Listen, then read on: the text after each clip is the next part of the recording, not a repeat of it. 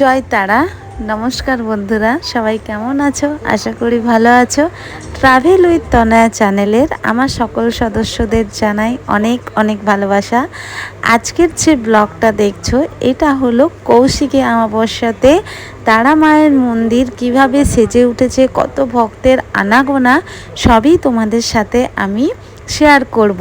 তোমরা কিন্তু পুরো ভিডিওটা দেখতে থাকো। আমরা কৌশিকী অমাবস্যার ঠিক আগের দিন রাত 12টার পর আমরা রওনা দিয়ে দিই ঝাড়গ্রাম থেকে তারাপীঠের পথে।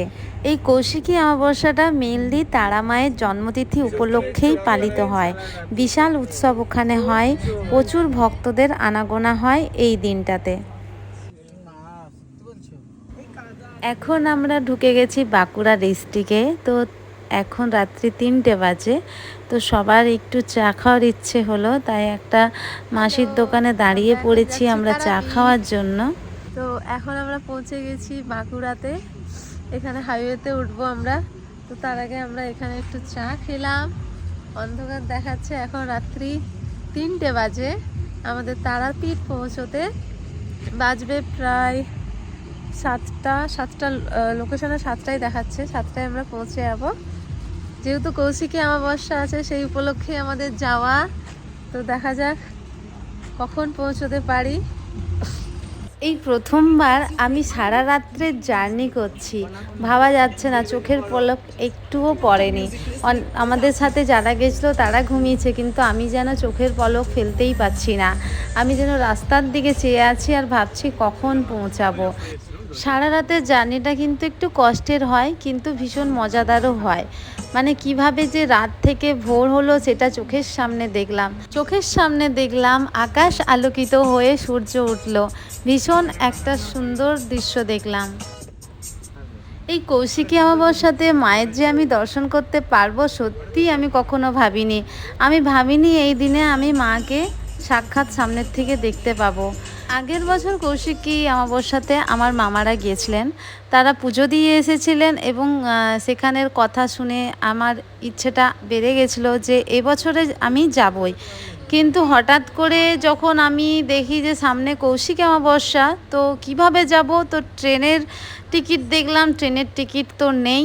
তারপর ভাবলাম একবার গাড়ি করে যাব, কিন্তু গাড়ি করে কে যাব? যাদেরকেই বলছি কারো না কারো প্রবলেম হয়ে যাচ্ছে।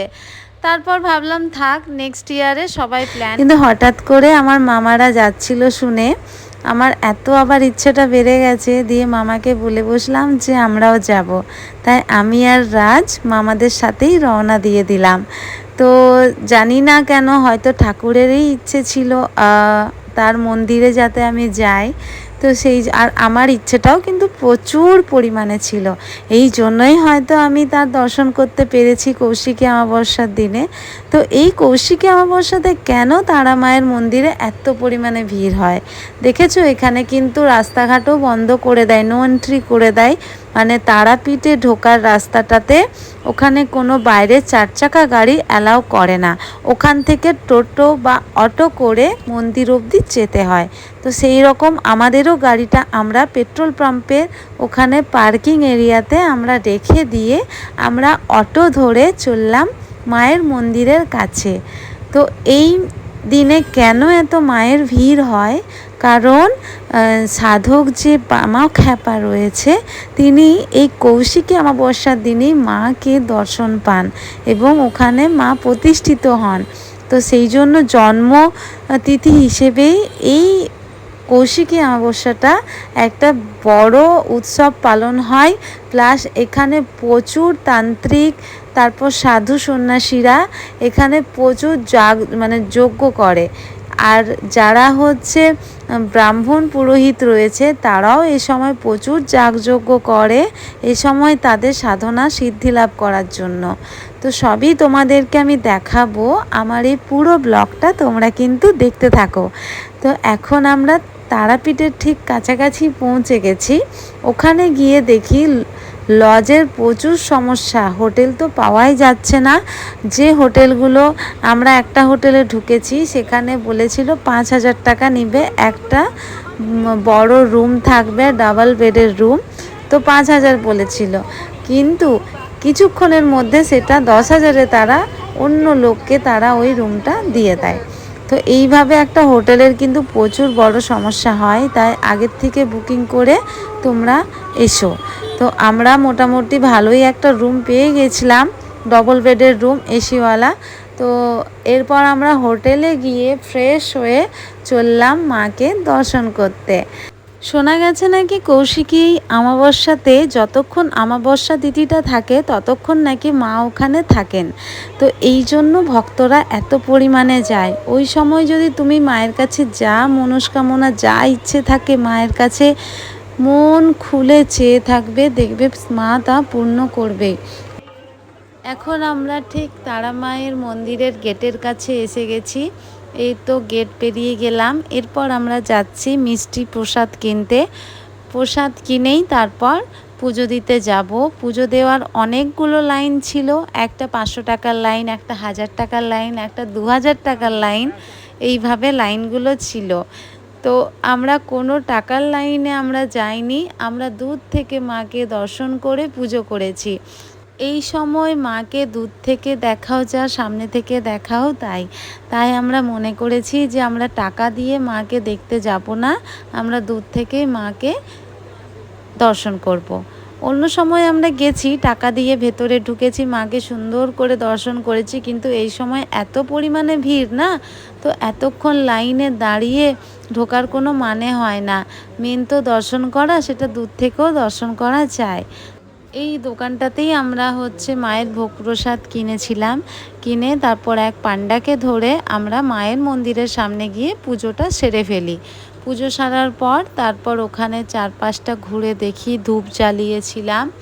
এই দেখো এখান থেকে ভিড় দেখো, প্রচুর ভিড়, মানে ঠেলা ঠেলি হয়ে যা অবস্থা হয়েছিল। এই সময় প্রচুর ভিড় হয়, প্রচুর ভিড় হয়, কিন্তু দেখার মতো। তোমরা কখনো যেও কৌশিকী অমাবস্যাতে, ভীষণ ভালো লাগবে মাকে দর্শন করে। আর যাওয়া উচিত, ওই সময় মায়ের জন্মতিথি উপলক্ষে এত বড় উৎসব হয়, খুব ভালো, যাওয়াটা খুব ভালো। আর এখানে প্রচুর লোকজন দান দক্ষিণা করে, প্রচুর মানুষকে খাওয়ায়। তোমাদেরকে আমি দেখাবো, লাখ লাখ মানুষ এখানে বসে খাওয়া দাওয়া করে, মানে প্রচুর, মানে দারুণ ব্যবস্থা। কেউ এখানে খালি পেটে থাকবে না, এই সময় সবার ভক্তদের পেট ভরা অবস্থায় থাকবে। প্রচুর মানুষজন দান করছে। আমরা সকালবেলায় পুজো সেরে আমরা মন্দির চত্বরের চারপাশে ঘোরাঘুরি করছিলাম। এখানে দেখছি ভোগ দেওয়া হচ্ছে, এই ভোগগুলো 50 টাকা 100 টাকা হিসেবে বিক্রি হচ্ছে। আর এখানে যজ্ঞ চলছে, মন্দিরের ভেতরেও যজ্ঞ চলছে, বাইরেও যজ্ঞ চলছে। এখন আমরা যাচ্ছি মহাশ্মশানের পথে। মহাশ্মশান যাওয়ার পথেই পরে যেটা বলে লঙ্গরখানা, মানে এখানে সবাই দান করছে, ফ্রিতে খাওয়া দাওয়া হচ্ছে। তোমার জলের বোতলও সবাই দান করে যাচ্ছে, তোমাদেরকে আমি পুরো দেখাবো। এখানে দেখেছো কত লোক বসে খাওয়া দাওয়া করছে। কেউ খাওয়াচ্ছে পোলাও তরকারি, কেউ খাওয়াচ্ছে লুচি তরকারি পায়েস, আবার কেউ খাওয়াচ্ছে খিচুড়ি তরকারি চাটনি। এরমভাবে এই জায়গাটা পুরো খাওয়ারে ভর্তি, সবাই খাচ্ছে। এখানে যত ভক্তরা এসেছে সবাই খাওয়া দাওয়া করছে। এখান থেকে আমরাও ভোগ নিয়েছিলাম, আমরাও খেয়েছিলাম। এত মানুষের ভিড় এখানে, চারপাশে ঘুরে দেখতে দেখতে কিভাবে যে সময় কেটে যাবে সত্যি বলা যায় না। আমি তো প্রথমে ভেবেছিলাম হয়তো আমরা পুজো দিয়ে চলে আসব, কিন্তু এখানে রাতের যে পরিবেশ সেটাও দেখার মতো। রাতে তো আরও ভিড় বেড়ে গেছিলো। আমরা যে সময় গেছিলাম 7টার দিকে আরতি দেখার সময়, তখন প্রচুর পরিমাণে ভিড় ছিল, যেটা দিনের বেলায় তার ডবল বেড়ে গেছিলো। এখন আমরা নিয়ে নিয়েছিলাম খিচুড়ি তরকারি চাটনি, ভীষণ সুন্দর খাওয়ার, এত টেস্টি। বলে না ঠাকুরের প্রসাদ যেভাবেই রান্না হোক না কেন তার টেস্টটাই আলাদাই লাগে, সত্যিই তাই। মানে এখানে এত মানুষ খাচ্ছে, মানে রান্না এত সুন্দর না। আমরা তো আরেকবার গিয়ে এক থালা খিচুড়ি নিয়ে খেয়েছি, মানে আমরা দুবার নিয়ে খেয়েছি, এত ভালো লেগেছিল। তারপর খাওয়া দাওয়া করে আমরা আবার মন্দিরের কাছে চলে এলাম। দেখো মন্দিরের ভিড়, কত ভক্তদের আনাগোনা এখানে। সত্যি তোমরা যদি পারো কৌশিকী অমাবস্যাতে অবশ্যই যেও, খুব ভালো লাগবে। আর ওই সময় তারাপীঠে যাওয়া মানে তোমার একটা সত্যি পুণ্য লাভ করা। আমাদের এখন পুজো শেষ করে আমরা হোটেলের দিকে যাচ্ছি। হোটেলে রেস্ট নিয়ে আবার আমরা সন্ধেবেলায় বেরিয়ে পড়েছিলাম। এখন দেখো সন্ধেবেলায় কত পরিমাণে ভিড় বেড়েছে। সন্ধেবেলায় আরও জাঁকজমক হয়ে উঠেছে চারপাশটাতে আলোই আলো, যেন মনে হচ্ছে কালী পুজো লেগে গেছে। সত্যিই তাই। আর চারপাশে তো গান চলছে, মায়ের গান অনবরত চলেই যাচ্ছে। এখানে দেখছো সবাই খাওয়া দাওয়া করছে। এখানেও অনেকে খাইয়েছে মানুষজন, যারা অনেক বড় বড় ব্যবসায়ী রয়েছে তারা এই সময় এসে এখানে সব গরিব দুঃখীদের খাওয়ায়। তো বিকেলবেলাও এই খাওয়া দাওয়ার চলেছিল। এখন আমরা যাচ্ছি মায়ের মন্দিরের দিকে। রাতের বেলায় মায়ের মন্দির কিভাবে সেজে উঠেছে সেটাই তোমাদেরকে দেখাবো। ভীষণ সুন্দর, ভীষণ সুন্দর মনে হচ্ছিল ওখানেই বসে থাকি।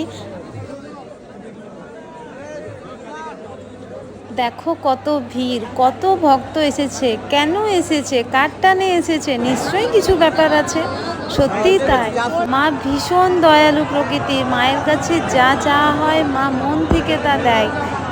অবশ্যই সেটা মন থেকে চাওয়াটাই হতে হবে। মানে এটা তো আমার ক্ষেত্রে আমি দেখেছি, ভীষণ পরিমাণে তুমি যেটা চাইবে মায়ের কাছে মা না দিয়ে ফিরিয়ে দিতে পারবেই না। তো এই জন্যই ভক্তদের এত এত ভিড়।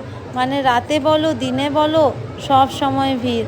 আর এই সময় যজ্ঞের সময় তুমি মায়ের কাছে যা চাইবে মা সেটাই দিবে, সেটা ভালো হোক খারাপ হোক। ওখানে গিয়ে আমরা এক পুরোহিতের কাছেই শুনেছি যে এখানে যতটা ভালো কাজও হয় খারাপ কাজও কিন্তু হয়। এই অমাবস্যাতে, এই কৌশিকী অমাবস্যাতে মায়ের কাছে যজ্ঞের মাধ্যমে মানুষ যা চায় তাই নাকি পূর্ণ হয়। দেখেছো এখানে সব তান্ত্রিকরা সাধনা করছে। এরকম আমরা অনেক ঘুরে ঘুরে দেখলাম। এটা হলো শ্মশান চত্বরে। তারপরে আমরা ওখান থেকে বেরিয়ে আসি একটা পিতল কাঁসার দোকানে। দেখেছো দোকানটা কি যে অপূর্ব, কি যে সুন্দর। ওখানে কত ঠাকুরের মূর্তি জল করছে, মনে হচ্ছে বাড়ি নিয়ে চলে যায়। খুব সুন্দর দোকানটা। ওখান থেকে আমরা একটা পেতলের না কাঁসার একটা থালা নিয়েছিলাম। তারপর চলে গেলাম একটা ল্যাংচার দোকানে। এখানে খুব বড় সাইজের ল্যাংচা পাওয়া যাচ্ছিল, তো ওখান থেকে রাজ একটা খেলো। আর এখানে দেখো মানুষের কত ভিড়, কত ভিড়। মানে মানুষের মানে এত লোক কোথায় থেকে এলো, মানে সত্যি একটা ভাববার বিষয়। কোথায় রাতে থাকলো, মানে এত ভিড় না, মানে দেখে একটা ভাববার বিষয়। তারপর চলে এলাম আমরা মুন্ডমালিনীতে। এইখানের ঘাটে মা স্নান করতেন, তো ওই জায়গাটা দেখতে এলাম। ওখানেও প্রচুর যাগযজ্ঞ চলছে। এখানে দেখতে পাচ্ছ অনেকের ফ্যামিলি এসে যজ্ঞ করে যাচ্ছে। তো আজকের ব্লগটা এই পর্যন্তই বন্ধুরা। টাটা, সবাই খুব ভালো থাকবেন, সুস্থ থাকবেন। শুভরাত্রি।